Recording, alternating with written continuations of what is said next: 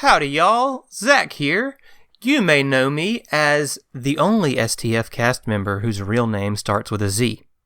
You know, Z is actually the least used letter in the English language. True fact. Look it up.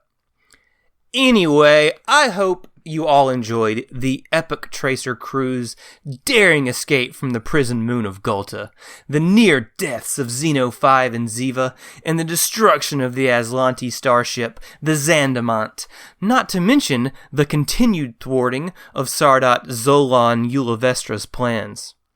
What I'm trying to say is, there are a disproportionate amount of words in this podcast with Z in them. I'm not mad about it, I'm just saying. Oh, we recently released our Tom Talks with the cast post-Book 2, as well as our STFU interview with Eleanor Farron, the author of Book 2, so go check those out if you haven't already for some great behind-the-scenes insights into both her writing and our running of Escape from the Prison Moon. You know where to find us in the Digisphere, so stop by and come say hey. We love hanging out with y'all. That's really all I got for you today. So let's get right into episode 39, Cedona Lisa Smile.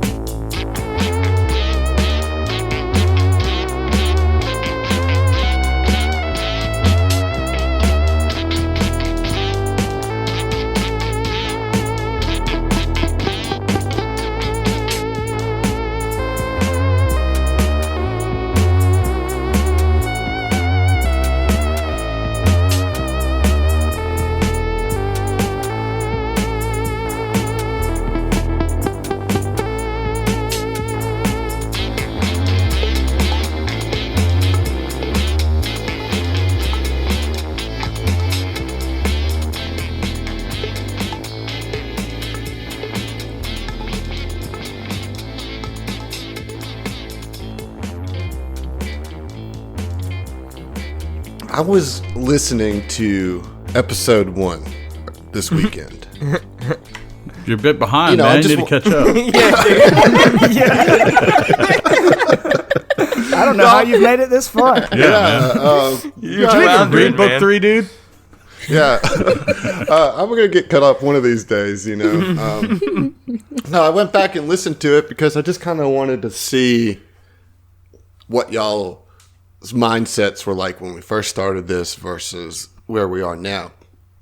Particularly the characters. And you guys were all just so chipper and sure of yourselves. And I mean, there was a little uncertainty there, but I think a lot of that was coming from us as players and just starting a podcast or whatever. But your characters all seemed pretty bombastic and certain of their roles right off the gate. The question I have for you now is, how are you feeling at this point? You know, two books deep, you know, complete or whatever. And we'll get into the details, of course, with our Tom Talks, but more from your characters' perspectives. Like, what's the biggest, you think, like, surprise or turnaround for your characters in the 2 books that we've had? I mean, I'm still feeling bombastic and assured of my role in the party. I mean, Feeling you pretty say good. that, But what has changed? You say that, but there was certainly like 4 episodes where you were not feeling said role and bombastic. I mean, that Yeah, we've talked about that. Yeah, I mean, I'm good at one thing, and you nerfed me on it, so... Or the situation nerfed me. I mean, you're really, I mean, I think you have your party members to blame for that. It was their idea to make you the Wookiee guy. I'm just saying. Well, it's really Star Wars' fault. It's really what we're let's talking about. Well, let's just put everything on George Lucas. I mean, That's fair. let's pile it on, you know? I mean, the fandom already does. Right. That's what I'm saying. Exactly, man. I'm sure you can take our load. Do any of you feel like your characters are in a different place than you thought that they would be at Xeno. this stage? Yeah? Yeah. I think he's a little bit more trepidatious about what may fucking happen. A bit more hesitant. I mean, you know, he was a bit more certain about his role, but I mean, since the events that have just taken place very recently, he's just a little bit more like, fuck me, It's just like, good God. I mean, like, not only did the Aslanti hate androids more than I actually thought, but my God, probably gonna have to put on some big boy pants, Yeah.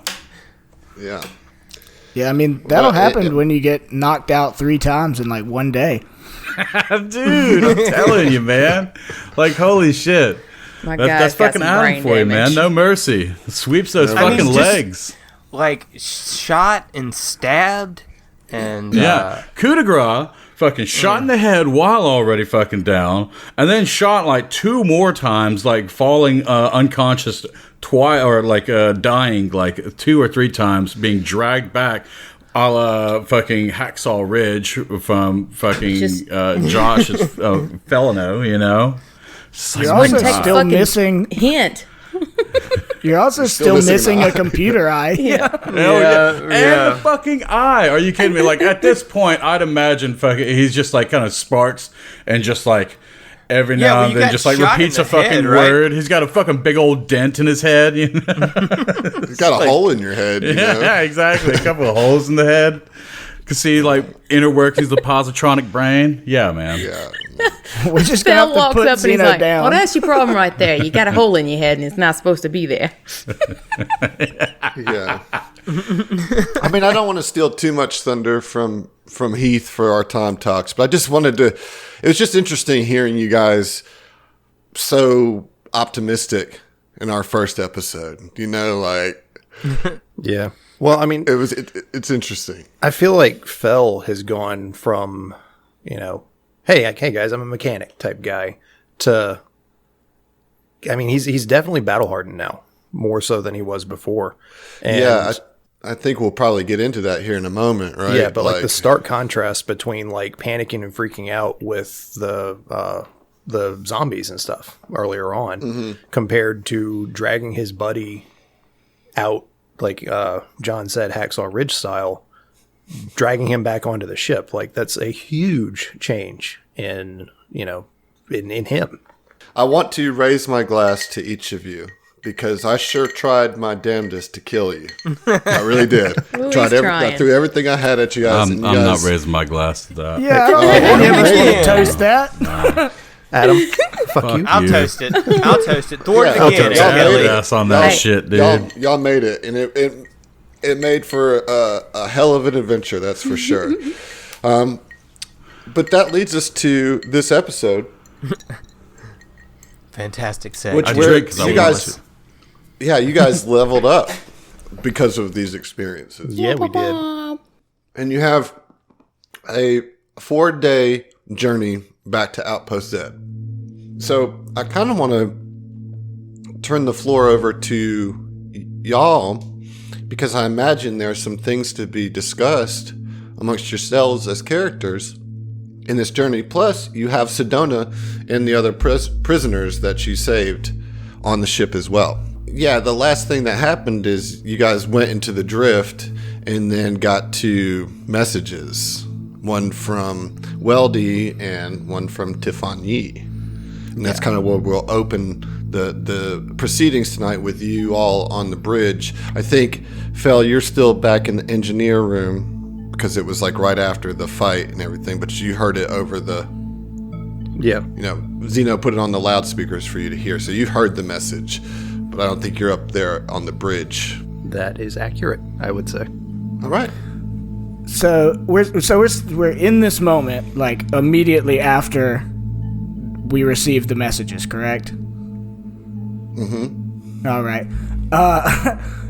So Mike would be still staring at the hollow screen, or whatever sci-fi term you'd call it, for a few seconds in silence after that, and then he just reaches to his side and grabs his ashtray and throws it at the fucking wall and says, "That gormless fucking minge bag, I swear on my mother's grave, I'll fucking kill him." Hey, easy. The fuck's got you so riled up?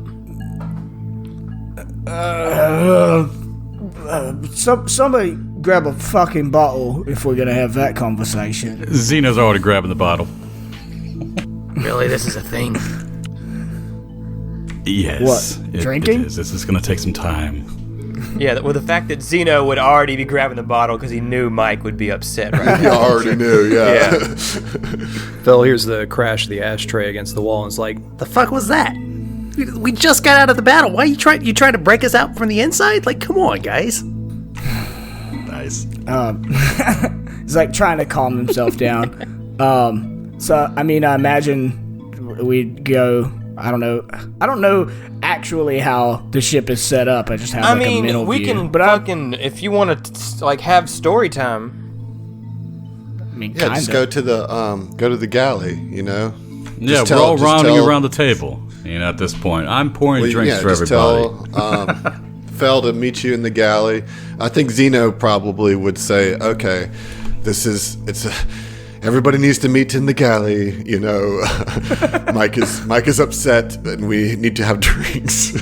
Yeah, I could go for a and we fucking need drink. to have drinks. Come on, everybody, just get in the galley. we need to listen to the diva. Zeno just got almost killed, and he still just cares so much about Mike's story. Yeah. I mean, they're best loyal friends AF. for a reason, you know. Yeah. I mean, everybody's still pretty hurt, but yeah, I'm gonna take a shot. Yeah, let's go ahead and downplay the fact that he was just shot, Heath. Yeah. Okay. Oh, okay. We're gonna have a I'm fight playing. on air. Is that what we're gonna do? I'm playing with the buddy. Oh, is that what That's we're good doing tonight? radio right We're there. gonna fight? I don't think He says I can as he heal takes a shot. anyone until tomorrow. Yeah, this is what happens when I turn it over to the kids, y'all. All right. So we everyone all gathers gathered? in the galley. I mean, Mike's gonna fucking sit down at the table with the bottle and just start pouring shots for whoever wants them. He says, "Look, you guys saw the video from Typhon, and she mentioned this fella Gardenzio snooping around the APA saying he's owed something, right? So, Yeah. look, I got to go a ways back to kind of explain this.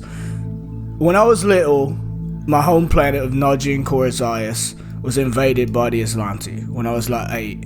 They killed my mother. My father was captured. I got knocked out, and the next thing I know, I've been picked up by this fella Gardenzio, who runs a merc outfit called the Gardeners. He fancies himself a bit of a botanist on the side. That's cute. But for years I lived with the Gardeners.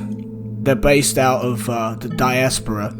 And, you know, once I hit about 12 years old, I was a big lad, and they started putting me into training to be a mercenary. And they realized they might have a moneymaker on their hands, and that's why they decided to put me in the boxing circuit. And that's what started my career.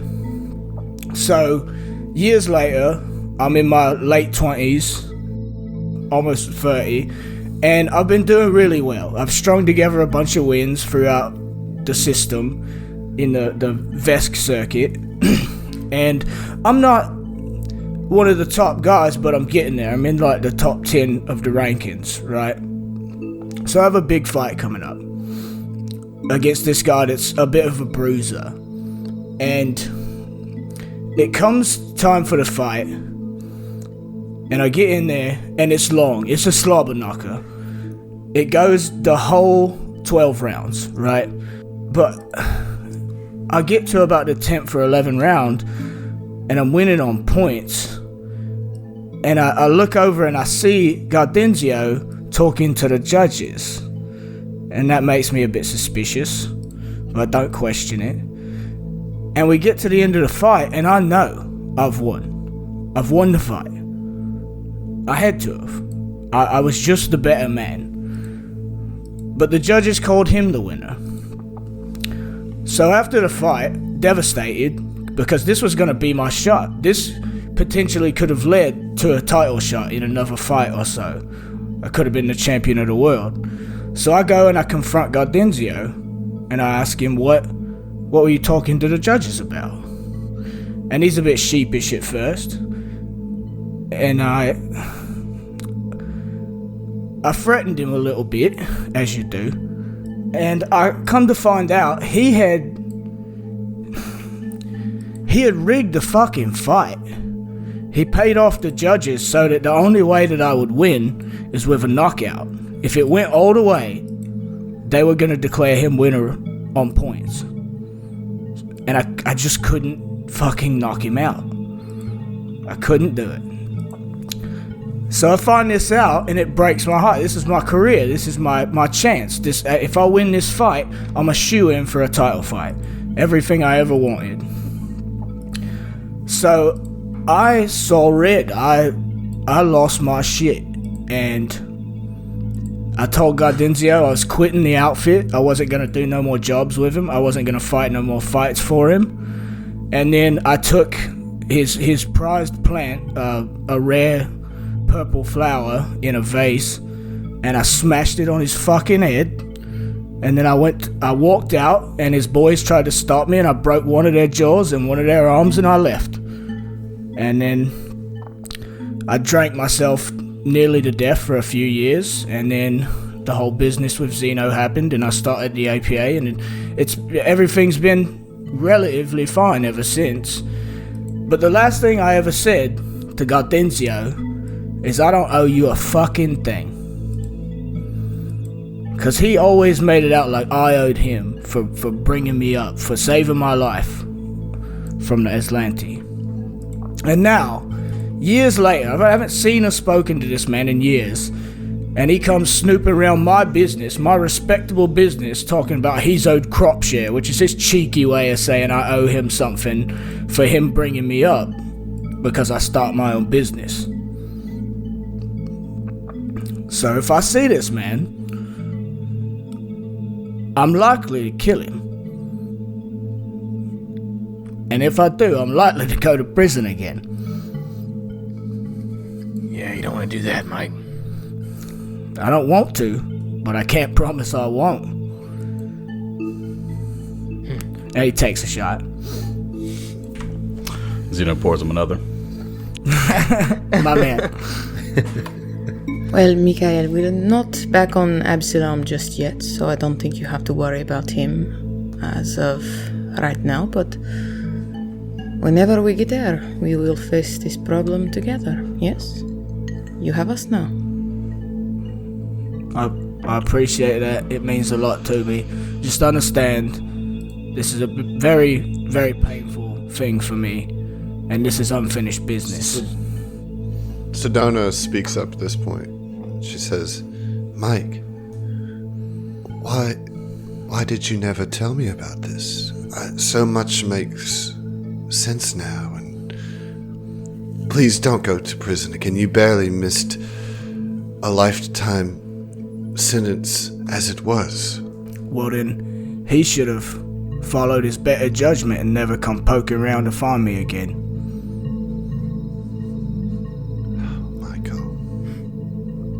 She just kind of shakes her head and kind of rubs her head because it's obviously still really hurting her. So look, anyways, that's something very personal to me. I don't tell nobody about it. Xeno only knew bits and bobs. But look, everybody's in a bad way. I'm sure everybody needs some healing. I just figured I needed to get that out of the way sooner rather than later. It is good to have the knowledge, but you're right, we all are a little bit banged up.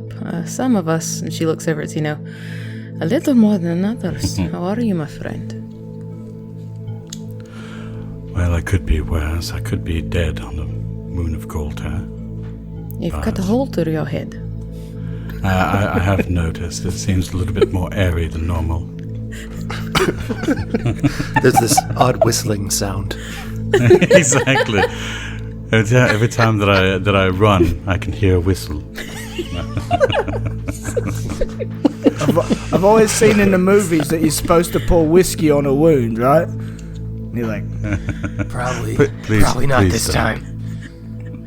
Please Pours don't. out the back of his head. Please don't. yeah, Error. I've killed him. Oh, God. So we all just sitting around. Yeah. I mean, Well, I will say that after that little bit, I will award Heath an inspiration. Oh, thank you. Hey, that There means you go. something new now. It does. So, Heath, I'd like you to roll me a D10, please. A D10. Yep. Okay. 4. Okay, so that looks like... All right, you are going to... This is a co-inspiration, if you guys remember. Our Patreon subscribers get to send out a message. Yeah. This one is from our top possum pal, Mr. Daniel Harrington. Dan. Hey, O2, Dan. Dan the What up, man. buddy? from Howdy. Murfreesboro, Tennessee. And I think that this is a fitting message, given that you're about to go to sleep and probably taking some pills before you go to sleep. Just make sure, and here's his message, that you never take a laxative and a sleeping pill on the same night. That's his message of inspiration for you. Wise words. So, Logic is sound. That's solid. Yeah. Yeah. That's solid thinking right there. Cheers, Dan. yeah. Thank you for the sage Cheers, advice. Yes. Heath, you now have a Daniel inspiration if you want to put that in your inventory. Okay. Cool. Come on, dude. It's a Danspiration, dude. Like, Yeah, right. right. Yeah, you That's missed an so opportunity. so obvious. Golden Come on. opportunity. A little disappointed Inspiration. or whatever. I'll give up all my inspirations. So yeah, I think the most prudent thing here is, you guys are pretty winded, given... I want you to just take into consideration that everything that happened in the prison, which started in episode, what was it, 30? 30 or 29. 29, right? From 29 until this moment has been 2.5 hours. 2.5 God, that's crazy. fucking Jesus. terrible hours. Oh my God, that's not Earth So- hours. That's like, I don't know what. God. So I think that before you guys can, Cedona is like, I am exhausted. I need sleep. I am still not right. And all the other prisoners, first of all, they scarf down the food that's provided at dinner. They haven't eaten in a while. Yeah. And but like as soon as the food hits, everybody starts going into that food coma. And like all your aches and wounds and scratches start becoming very, very visceral to your The sensation. battle high dies And- off. Yeah, and so you start finding cuts and grazes and burns and bruises that you didn't know you had. Muscles are torn that you didn't know existed prior to this. You're winded. So I think the best thing is everybody go to bed. We wake up the next morning. Now I want to talk about your level ups, but you know how I like to do it. So you've got 4 days. You also probably want to talk to Cedona. It is the next morning on the ship as you're traveling through the drift, and you're looking out in the drift, and it's this weird emptiness with this kind of purple white haze that just kind of permeates through it. It's what you wake up to. What are y'all doing on this? What's next for the Epic Tracer crew? So I would think that first thing in the morning, Orin and Cedona would probably be the ones that were just like filing them in and to the infirmary or the medical lab and trying to get everybody healed let's say up. that Cedona comes to your door probably early in the morning. And are you awake already? Say it's 6:30 Yeah. in the morning. Oh yeah. All right. So she knocks on your door. There's Come a knock in. on your cabin door. Yeah. Anyway. It slides open, and she steps in. She says, "Orin, Deja vu. yeah, indeed. It is good to see you. I think we have some work to do. I think there are some here that need us to tend to them. Would you care to join me and show me what you've learned with your mystic connection over the years?" Sure. Put my boots on. Yeah, while she's kind of still talking to you, Sure. and there'll be like a walk and talk as you go to the infirmary. And she'll be like, so, have you embraced your connection to Ibra? I know when we last spoke, you were still reluctant. Well, I haven't gotten any more answers, if that's what you're asking. I already know that you won't get answers, my dear boy. You knew this as well. Have you embraced the gift that she has given you? I've learned to harness it in new ways. I've got a few tricks up my sleeve, I guess. But I worry that at any moment it could all be lost. Who knows why any of this is happening to me? I don't know. And Orin just kind of hangs his head for a second, you know. She reaches over and, puts a finger under your chin, lifts it back up and, locks eyes with you. She says, Orin, whether it was fate or coincidence, you are here and I am here because you came. Yeah, I guess you're right. Do not hold your head. You have done well. Now let's go help your friends and these companions that you have. Yes, ma'am. And Orin jauntily, a little more jauntily walks towards the med lab. Just a little less somber in his step. I imagine you probably put out kind of on your communicator too to meet y'all in the med lab. Yeah, I sent out a group text. What up? Meet me in the med lab, yo. What up, med lab? Free heals. Hit me up. Yeah, free heals in the med lab. All right, so that's where Cedona and Orin will be.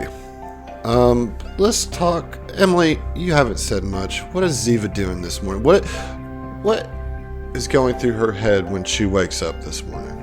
As soon as Ziva wakes up, pretty much, she stands up, gets dressed, and starts wrapping her hands. And as soon as the sleep is good and out of her eye, she pulls out her sword and starts practicing. That's what Ziva's doing until she hears Orin come over the comms. Ibra works in mysterious ways. Where's the Zach? She's kind of in her head a lot. She literally saw a lot of her people go down multiple times, including herself, and that kind of shook her pretty hard. Not only were you kind of thrust into the captain role by Sedona's letter, but then even Mike and the others, when you first arrived at Nikondas, were pretty adamant about you stepping up into a captain role. How is Ziva feeling about her captaincy so far? I think the biggest thing that I could say is Ziva realizes that there's a vast difference between being a leader and being a captain. The captaincy has required a lot more of her physically than being a leader at the pools has, and she's really trying to, knuckle down, is that the phrase? And be better. She wants to work more with Mike. She wants to be able to be quicker, to be stronger, to be able to protect her crew. And if I could give you something that Ziva might could at least put a feather in her cap. The crew successfully retrieved Cedona. Nobody died. Mm-hmm. And you also saved the lives of 4 others as well. A couple people died, but one mad lizard folk. Yeah, and that super sweet slug. And the slug, right? Yeah. Guy. I'll drink to grub. Yeah, I'll drink to grub too. Rip grub.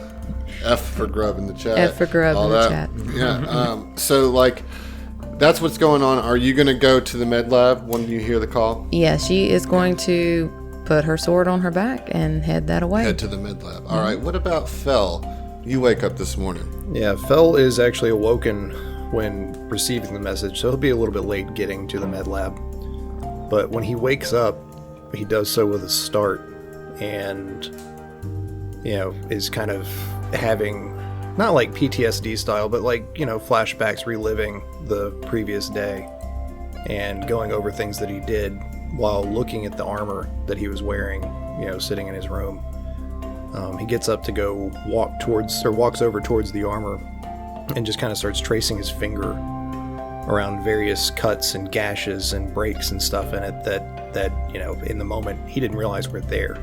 And, just kind of sits down on his bunk and loses himself in the moment and just kind of, I don't know.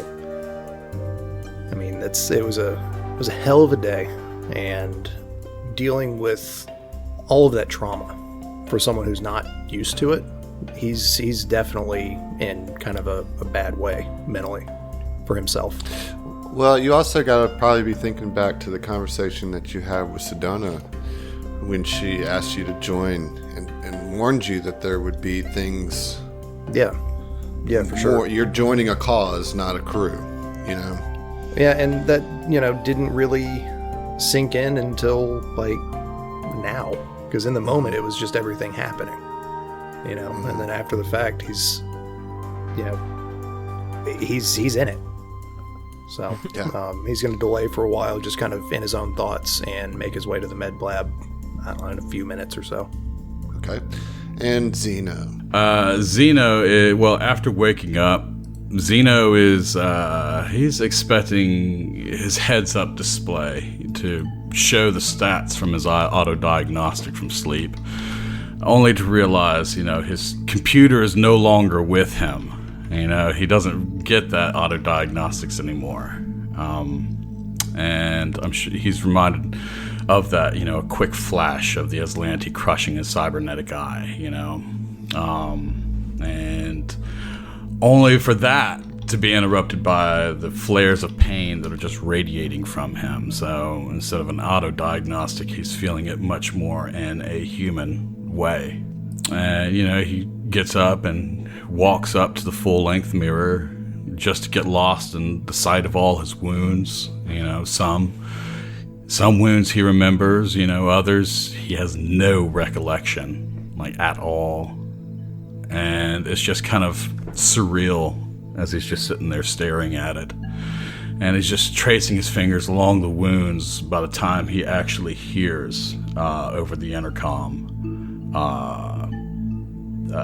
Aaron mentioning to come to the med bay if you need any assistance.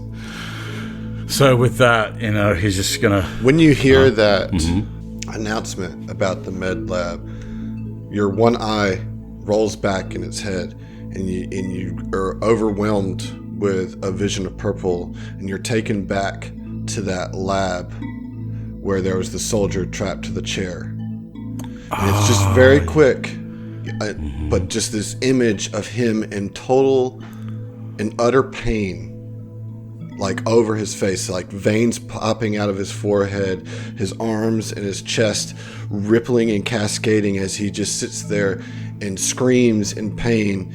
And just when you think he can't take it anymore, his screams of pain turn into laughs. And then he bites his tongue clean off. Blood starts pouring out of his mouth.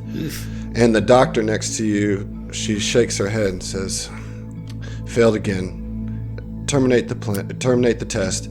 And one of the soldiers that was standing next to him puts a bullet right in his head, kills him, and then purple flash back as you hear the tail end of Oren's call. And with that, he's just kind of perplexed a little bit, but he recovers, but at the same time, you don't see any change on his face, but he is studying that in his head for a little bit as he makes his way down the hallway towards the med bay. Well, he's only got half a face anyway. Yeah. Yeah, he's definitely in that like Terminator mode where like like the top half of it, all the skin's been removed, and it's just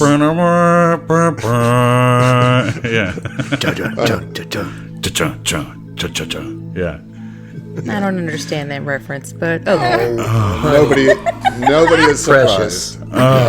Emily. I feel like I could just sink down in some lava right now. With a giant middle finger going down into the lava. Fuck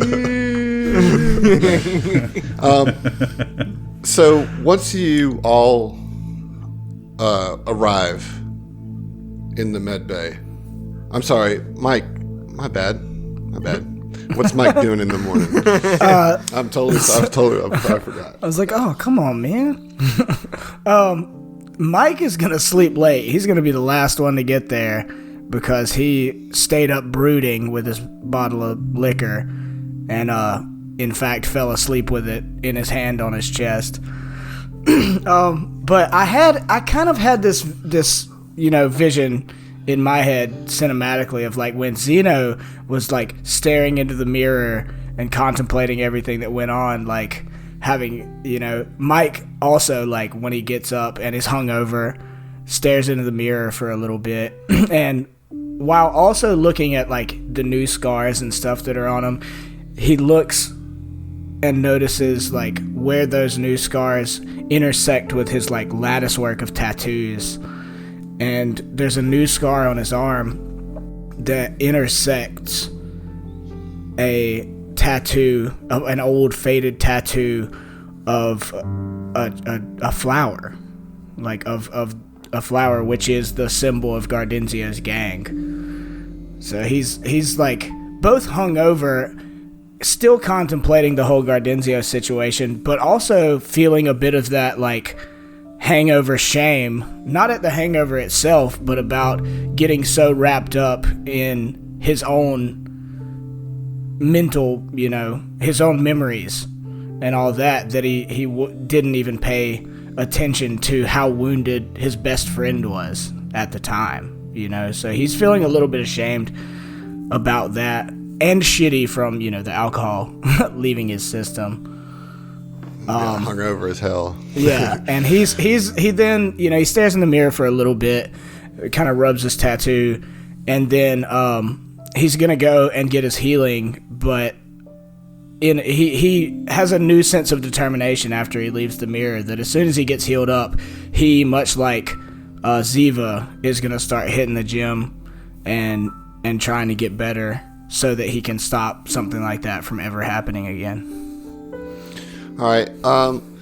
So everybody eventually makes their way to the med bay, kind of one by one. We'll start with Zeno as you walk in. Now, at the end of the day, you have 4 days here, so you guys are going to be able to probably heal all the way up. Yeah, I didn't think we'd have to roll or anything. Yeah, we're not going to roll, but I do want to kind of have the scene where Zeno walks in first. He gets there before anybody else does and goes ahead and sits in the chair. And you have Oren and Cedona kind of working on either side of him, trying to put his face back together, and stitch up some of these wounds and all that. Yeah, and I mean, the weird thing about that is I'm pretty sure that magic does cure synthetic android body wounds in the same way that it would human flesh, which is like, for one, it's magic. Undo the wound. Like, I mean, his face just comes back, the hole in his head, just little circuits. I'm like, both humanoid and construct. Yeah. So we'll say that normally that's instantaneous, but just while this is happening, Zeno, is there anything that you want to say to Cedona or? Well, I just wanted to, first off, just like report over to Oren, just to kind of give him like, my own, not really the thoughts, it's not like the patient, like, well, I looked at WebMD, this is but, you're just talking about like the statistical approaches. You're giving like all the just kind of like going down like the from the top to the bottom. I mean, because he's even displayed that there was, because as he was just mentioning, he thinks that magic would work on humanoid constructs, and so I just kind of like I pick up on that a little bit, and just like when. My frame is a bit brittle over in these locations, and he's pointing around on his body, you know, and it appears my motor functions not responding over here. And it appears my subroutines are a bit dampened. If you could, I believe magic turns might out work on that. WebMD says I definitely have cancer. So the whole They time say that Xeno, bullets to your forehead are bad for your health. yeah, like the whole time that Xeno is like laying all this stuff, Orin looks dumbfounded, right? Like, and he just shakes his head when Xeno's done and says, "Well, you know more than I do, big guy. It's all jazz with me, baby. I don't know what to tell you. I'll do my I'll best. let you know if you're doing anything wrong." And at that, he just kind of moves his head almost android, well, you know, more robotic like towards Cedona, and he's just like, "Cedona, I feared the worst. I thought we were too late. Too much time and too many distractions, too many mistakes. But it appears the fate is not done with you." Almost ironically, you know. She says, "Yes, well, fate or not, my faith in the five of you proved to be well-founded. Thank you, Xeno, and I have more to say once everyone arrives, but..." Because I am She like really pauses for a second, and then she says, I'm glad that you were here with them. I think that this party, without my assistance, probably would have fared better. Sometimes I think to myself, but in other times I do feel like I'm a good spiritual leaning post, so to speak, for our big lizard here. But I do think that that this party is grateful to have my assistance. I know I sure am. Yeah, she's kind of looking to Orin to see how Orin reacts because she has her own thoughts about Xeno. But obviously, you guys have traveled together. I don't know anything. I don't know anything about any of that. And I look at Cedona and Orin's like, "Yeah, the kid's solid, good as gold." Good as gold. He definitely shows some talent, and yes, I do think that you provide a certain rock or foundation for Mike. And at that, then Mike walks in to the med lab. Oh, hey guys, are we bragging on Xeno? Something like that. Speaking of rocks. Speaking of rocks, Come on over you here, big motherfucker. I thought I heard some mild racism in the hallway.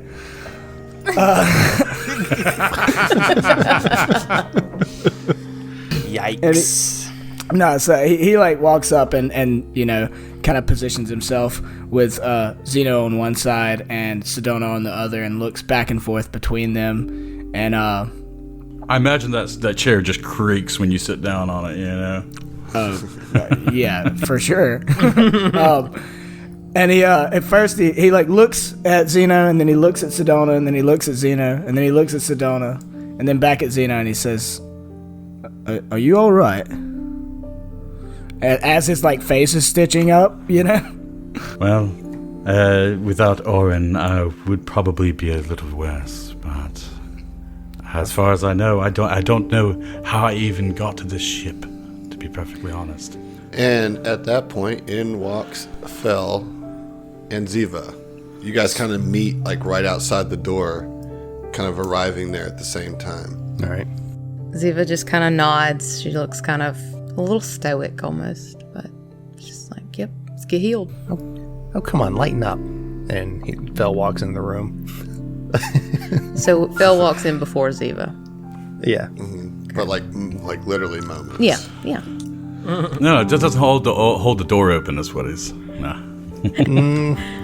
Sliding doors. I don't know. Phil isn't a southern gentleman or anything. You know what I mean? Yeah, no, he's Like, fuck he's this not bitch. really that much of a gentleman. Fuck this bride. I don't think that it's may quite be so as much fuck this extreme. bitch as it is. Yeah, I think it's more just like lack of awareness than, than I know. like outright hostility. And like I know. is not aware of like decorum surrounding the position of a captain or whatever. But he walks in and sees Xeno's face being, reconstructed. And he's like, man, magic is fucking weird.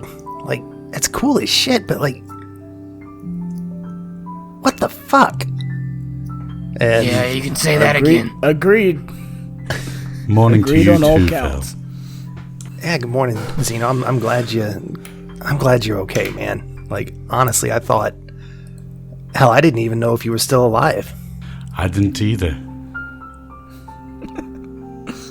Well, you are, and you did help fight in the starship combat, so... Oh, shit, yeah, you're right.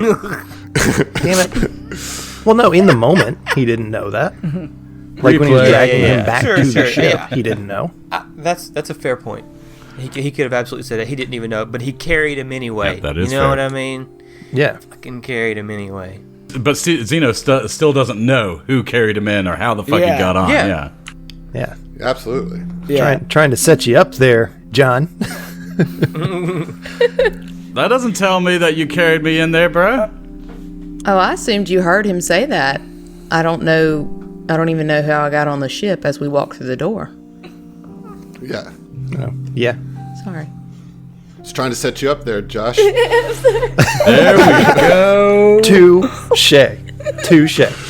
Well, I mean, he's not going to go in and be a braggart about it. But anyways. By the way. But no. Oh, was anybody talking about heroes? No. Sorry. Somebody call for a hero. But Xeno, I mean, you got hit, you went down, I started dragging you, and I just didn't stop. You got hit again. In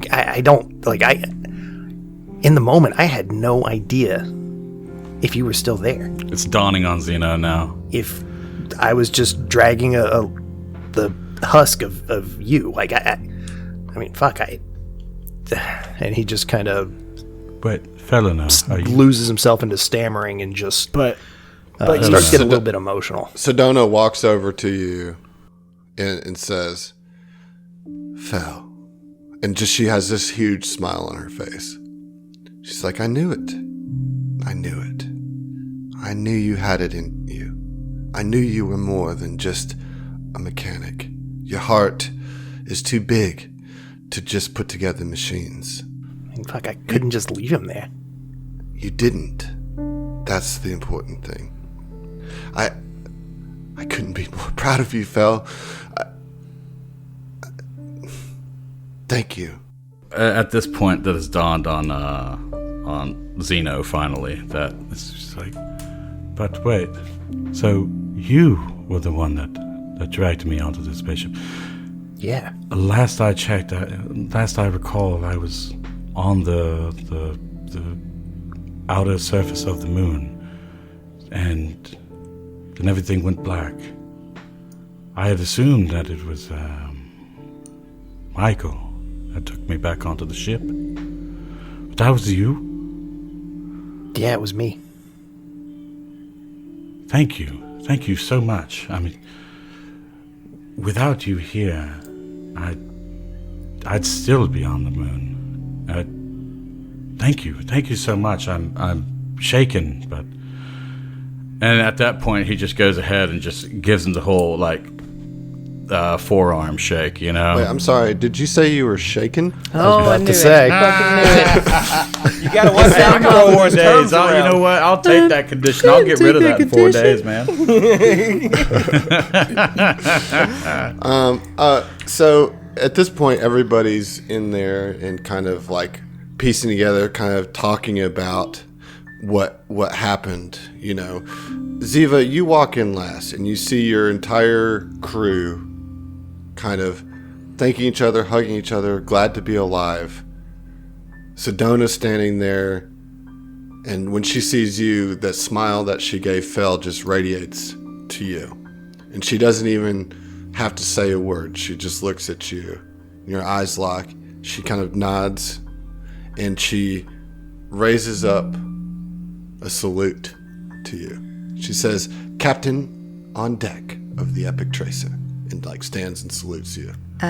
As she brings her hand up, Ziva kind of walks very quickly and kind of very heel to toe, and kind of grabs Cedona by that wrist and pulls her in for a huge kiss, and then pulls back, and she is just smiling, and you see tears kind of flowing down her face, and she says, I'm so sorry when we got you. I wasn't trying to be. I didn't want to fall apart when we were still there. I'm so glad you're all right. I'm so glad that everyone is all right, and thank you for bringing us together. And she's just gonna give Cedona a huge hug and just kind of hold her for a second and sort of kind of cry onto her shoulder, literally. And Cedona certainly returns the embrace, all pretext of formality gone, as she gives you this deep hug, all of your history tied up into the emotion here. And I'm going to give you an inspiration, Emily. So I want you to roll a d8 for me, please. Okay. A 4. Oh. All right. Well, this one comes from Brian Fuchs, otherwise known as Old Scratch Johnson. Yeah, Brian. He also provided me with a dice. I'm sorry, Brian, I couldn't kill him with it. I certainly tried. Oh, he's trying. However, Brian from Roswell says, hey, all. It was fantastic meeting you in Atlanta, and I look forward to every episode. Good luck to whoever gets this inspiration. You're going to need it. So you got an old scratch inspiration. Old scratch-spiration. Scratch-spiration. Yeah. The old Scratch Johnsoni. Wow. Reaching. Yeah, well, you know. So, everybody gets in the room. Okay. Cedona says, she kind of looks across the room. She says, friends, I can't thank you enough for what you've done for me. Flying all the way into Aslante's space, breaking into a highly secured prison moon, and God knows what else just to rescue this old shell. I am humbled, but our tasks are not complete. And she brushes a strand of hair out of her eyes. She says, surely by now you have learned of the existence of an artifact called the Rune Drive. I had a chance to examine the device up close for a short time, and I was able to sense only an inkling of its power. Should the Aslante Star Empire gain full control over this technology and learn how to travel vast interstellar distances without the use of drift engines, then all systems everywhere will fall under their shadow. We must do whatever it takes to retrieve or destroy the Rune Drive. I ask once more, are you with me?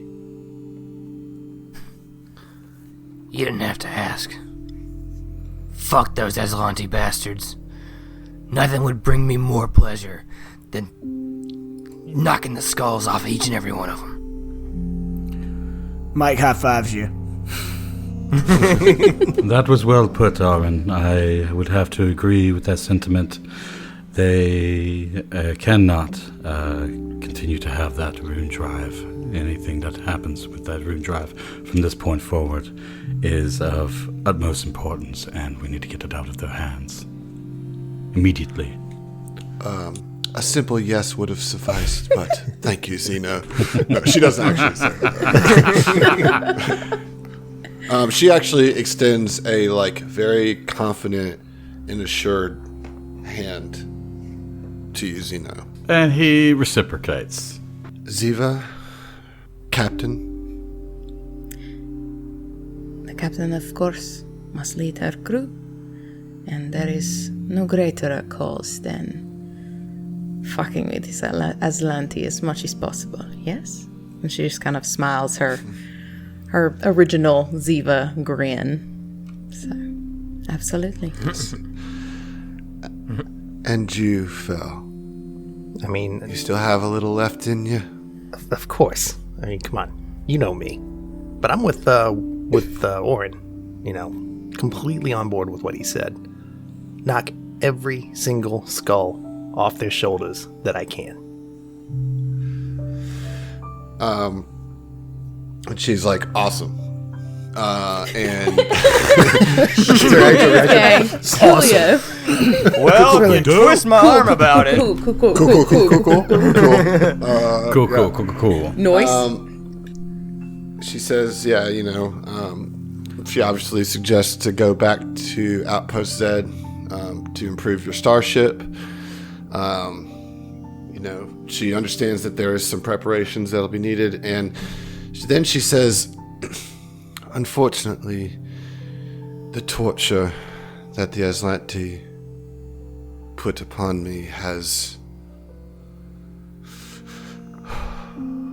They destroyed my memory. They reached into my brain and removed my memories. All I remember is that I was brought from Necondus to Gulta. Short time after that, I was taken to a site that I only overheard called Orelos. I have no idea where that is. And then I was returned to Gulta sometime later. I remember that Zolan Ulavestra himself tortured me and interrogated me, trying to find out what I had learned about the rune drive. I don't know what I told him. I don't remember anything beyond that. All I can say is that I believe that the rune drive is being kept on this Orelos. I am glad that the stewards have deputized you, but I need some time to meditate, trying to recover my memory. I will need days, maybe a week, maybe longer. I don't know. I'm going to reach out with every bit of magic I have. I would suggest in the meantime that you ask around any contacts you have made on Outpost Z about this Orelos. That certainly must be our next target. I'm sorry that I can't remember more. We'll get him for you. It's probably best that you don't remember everything. And she kind of gives Cedona kind of a deep look that's a bit more meaningful than just a passing glance. Sense motive. Okay. So that we'll call that the end of that scene there. Now, what I want you to talk to me about in the last bits of this is, what do you do over the next 2.5, 3 days to level up? So I want to get into that. You guys got to level 5, but I'm going to go through. Let's start with Ziva and Mike, because you guys mentioned you were going to do some gym training. Is this related to your level ups? Absolutely. All right, so let's start with you guys, and talk to me about what gym life is like for Mike and Ziva over the course of the next couple days. Just a couple of gym rats, doing it up. It's just all You go, muscle Mike. Gym milk, Yosokis. So, whereas traditionally, when he's been training in the gym with or without Ziva, Mike's usually in gym attire, He comes into the gym on that first day fully armored, completely armored, and everything that he's doing, insofar as what he's trying to improve in his battle techniques, is intentionally trying to position himself between attacks and other like training dummies and stuff. So he's probably having Ziva try like spar, like try to attack training dummies and stuff, and he's trying to intentionally put himself in harm's way, because the feat I took is called In Harm's Way, and it allows me to not only, like, whereas I had the bodyguard feat, this is an upgrade for the bodyguard feat, which I also still have, but as opposed to just being able to increase an adjacent ally's AC while taking -2 AC for myself, this allows me to take their damage. Take the damage from a hit upon an ally. Wow. So super tanky feat, and it's very much tied into like full on tanking. Yeah, well, and it's very much tied into his seeing Ziva or Zeno and Ziva. Shit, everybody getting knocked the fuck out all the time in this last bit, but particularly the kind of emotional toll that's been taken on him is almost losing his best friend Zeno a couple of times, where if he could have taken a hit for him, it might have been the deciding factor. Awesome. And what about you, Ziva? So it kind of works out that Mike is kind of working harder to be taking the hits in a sense. Ziva is not wearing armor. She's intentionally trying to make herself harder, make it easier for her to take hits, be quick, move around, not be encumbered by bulky armor. And she's wanting to take hard hits from Mike. She's asking him, come at me, full at me. Because one of the things that she took after their very harrowing experience, after seeing so many people go down and going down herself, she took the Die Hard feat. Oh, neat. I don't know if everyone knows what that is, but I fucking do. So Ziva's new mentality is, if somebody's going down, it needs to be her. So she's trying to do as much as she can to stay in the fight and keep her crew alive no matter what. With Die Hard, you have to spend that resolve point when you go down to stabilize, and then the next round you get additional. I'm having a brain fart. But essentially with Die Hard, you get to spend your resolve point to stabilize and one resolve point to stay in the fight. Oh, it allows you to do that in one go. In one go, yes. Wow, that's really cool. I think as a gym session over a few days, it'd be interesting because Mike and Ziva have a strangely almost fatalistic connection. We'll fucking be the ones to go down if we need to, for the party. You trying to step up as my off tank? Really, I mean, apparently. Mothkala walks by one of the days and sees y'all just beating the shit out of each other, just in there, grunt, just it almost looks disturbing. The amount, you guys are pushing each other to basically take as much pain as you can, because you don't want to be in a situation where that shakes you again, right? Yeah. And Mothkala walks by. She says, "This is the best way." Yes! Yes! And she gets in on one of the days and starts tussling with y'all, and just she feels better than she has in a long time, Absolutely. She's starting to fill out some of not, she's still malnourished, but she's had some food, she's had some rest, and she gets in there, and you see that when she was in her prime, she was pretty much a badass. So yeah. So I think she's all about it. I think that's awesome, and I was hoping something would come up with Mothkala, and I'm not gonna try to push it too hard, but I think after a little bit of time of her getting back to some semblance of her former self and getting a little more healthy, Mike's keeping an eye on Mothkala as maybe a love interest. Holla. Holla, Mothkala. They have some shared experiences, Everybody else has got dates lined up, Yeah. Okay, I can keep that in mind. So, you guys, is that pretty much it for your level ups? I mean, that's what's pertinent to my level. That's up, that's the bulk. All right, so Zeno, after your healing experience, what are you doing over the next couple days to increase your power? So, Zeno he's decided that he's going to begin a regimen of 2 things.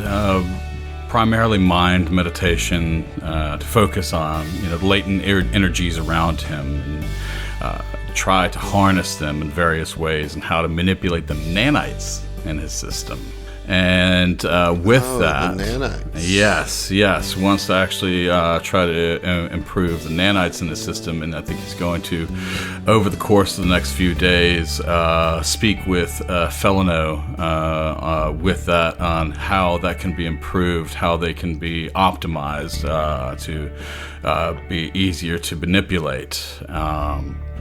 And see what can come out of that, and kind of get some ideas from Fel as far as how those can be. Any other ideas that could take place that could assist with combat.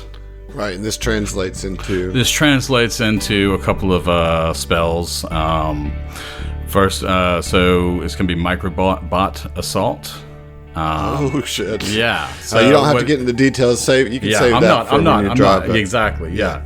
Also, as well as caustic conversion, and as well as a level 1 spell slot of grease, and also more having to do. Here's what you do with grease. Exactly. You put it down, and everything gets real slippery. Oh man, grease is easy. Yeah, that's how you get shit hate slippery, it, but real it's quick. easy.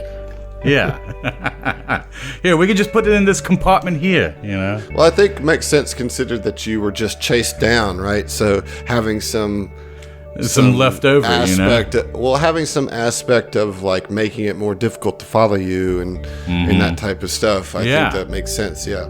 Absolutely. Also, having to do with the mind meditation helps him out with magic negation, which he's going to take as his new magic hack. Oh, and what does that do? Well, actually, let's see. It's a standard action. I can spend a resolve point, and it to temporarily suppress magic as if using dispel magic. Oh wow! That's so cool. it's either on an ongoing spell or a magic item within 30 feet in front of you. And so basically, you can rounds. cast dispel magic with your resolve points now. Right. Exactly. Wow. Very cool. Very cool. Okay, Oren. Okay, so Oren's got a lot on his mind, after going through all this, and he would never admit it, I think, but all of the mind thrusts, like the mental invasions and things, I gotta imagine that's pretty taxing on him, and he would be thinking of ways to keeping Cedona's, words in mind, with embracing his connection to use it as a weapon in new and creative ways. And whenever Mike and Ziva aren't in the training room, Oren will slip off in there over the course of a few days, and he'll start utilizing the same sort of techniques that he used to create a wisp, like materializing that energy and creating a mostly solid form out of it. And he's going to start molding it and shaping it into a disc. And he's going to start figuring out how to manipulate and throw it and have it bounce around the room to hit multiple targets, because that's, seeing that massive swarm of Aslanti running at him got him thinking, I've only got so many bullets in my gun. I can only, thrust a mind at a time, and he needs some crowd control. So Oren is going to channel all that energy into learning Hurl Force Disc. Nice. Very nice. Awesome. Also took a feat that is versatile specialization. So now you're going to get damage. Now I'm going to get to add my level to my damage rolls on my rifle. Very nice. Yeah, we'll get into that, I think, more at Outpost Set. Yeah. Okay, and Fel. So before walking to the med lab on the first day, he sets his custom rig, or the AI that he has implanted in him, to figure out what happened when he tried to remote hack that camera, and it worked. It's like and it then just happened. I don't know how. Shouldn't have been able to do that. And then he couldn't do it again.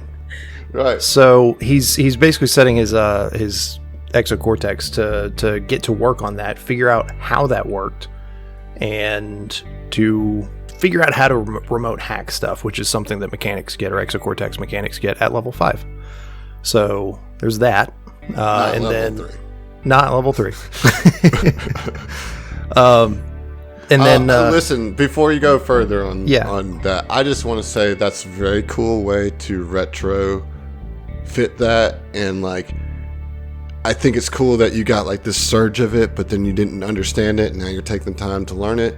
And for that, I'm going to give you an inspiration. yay! All right, so now I want you to roll a d6, please.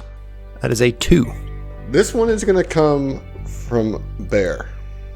Oh boy. Oh God. Oh God.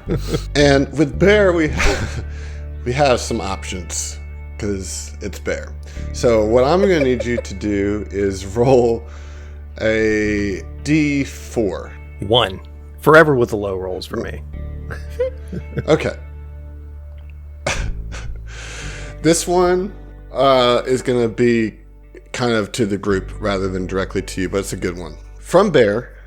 And Bear is from Morristown, New Jersey. So Connor, that's his actual name. I'm putting it out there. Jay-Z. Sorry, Bear. What? What? Yep. He's a Bear- fucking Bear- Connor? Wow. This is how we treat our patrons. Yeah, really.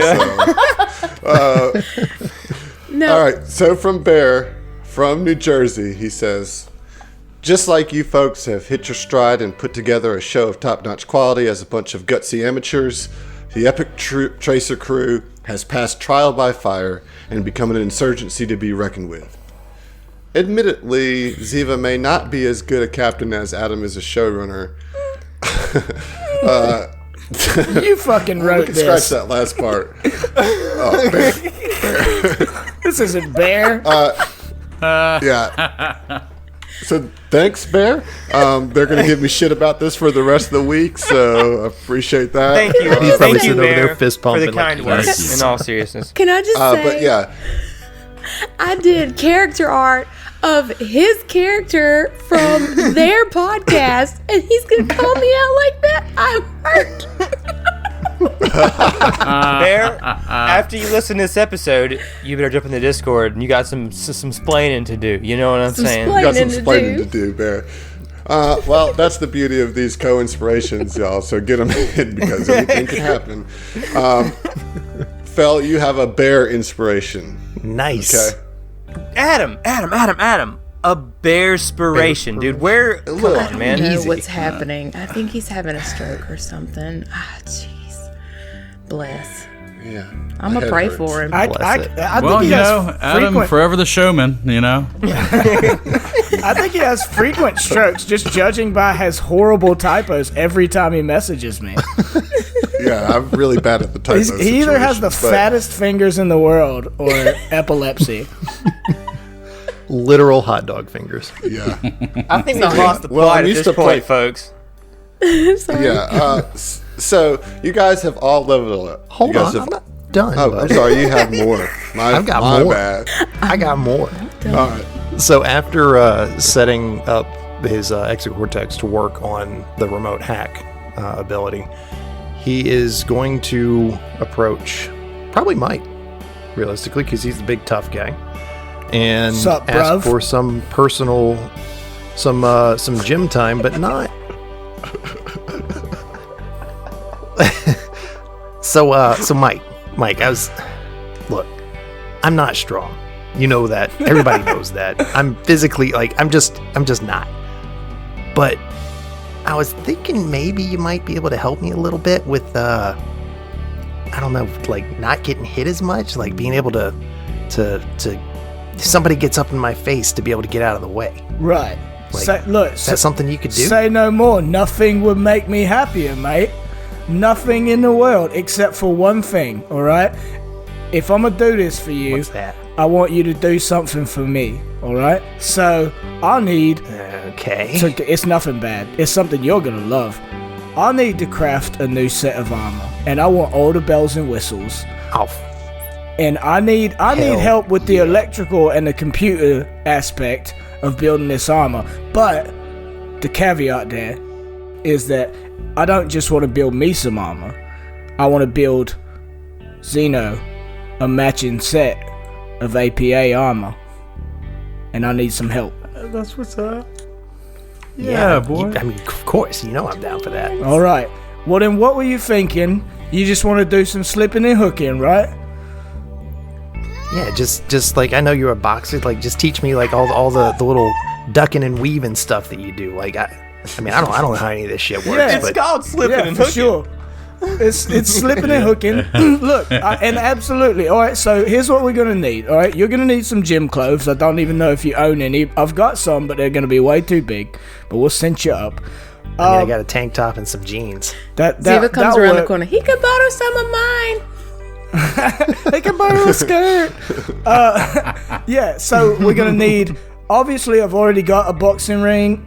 We're going to get in there a little bit. We're going to need, like, a piece of, like, elastic material. I'm not very smart about what it's called, but we're going to put a tennis ball on that thing and fucking... I'm going to pop the tennis ball at you and make you dodge it constantly. And this won't just be in the gym. This will be your day-to-day life for the next, couple weeks. Oh my God. And Phil says under his breath, "I knew I should have talked to Oren." I don't think Oren's going to help you the way that I can help you, mate. I'm a trainer. No, and he like claps him on the shoulder way too hard, and it's like, look, don't worry, we'll get you sorted, right? Yeah, I appreciate that truly. And in the distance, truly. you hear the montage music begin. Dun, dun, dun, All right, don't go too long. Don't go too long. We'll get sued. Yeah, we're gonna get that. Here comes Sony with the copyright. But yeah, so all that was to be able to take the mobility feat, which you gain a +4 bonus to your armor class against attacks of opportunity that you provoke by leaving a threatened square. Nice. Sweet. Yeah, that's awesome. It's good stuff. It's good stuff. So you guys are going through all this training, right? And we'll say maybe the third night, you guys are, spent in a good way. You feel good about the training you've done, and you all convene back in the galley for another meal. You're eating, you're not saying much, just kind of eating, getting some energy back, putting down those Cliff Bars and green tea, like really, really feeling it. And in comes Letra Machinatamal.